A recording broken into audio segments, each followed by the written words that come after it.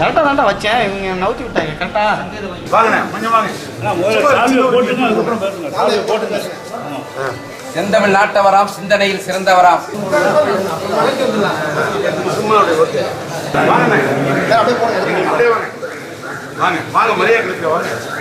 ராஜேந்திரருக்கு ஒரு தொலைநோக்கு சிந்தனை இருக்கிறது என்பதை மட்டும் நீங்க உணர்ந்தா போறோம்.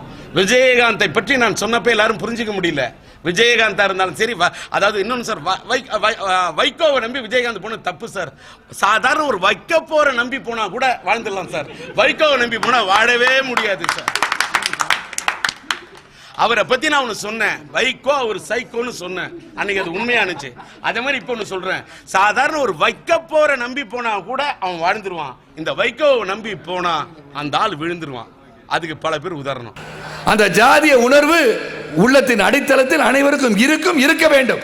இருக்கக்கூடாது என்று சொல்பவன் நான் அல்ல. ஆம், நான் நாடாரிடத்தை சேர்ந்தவன் தான்.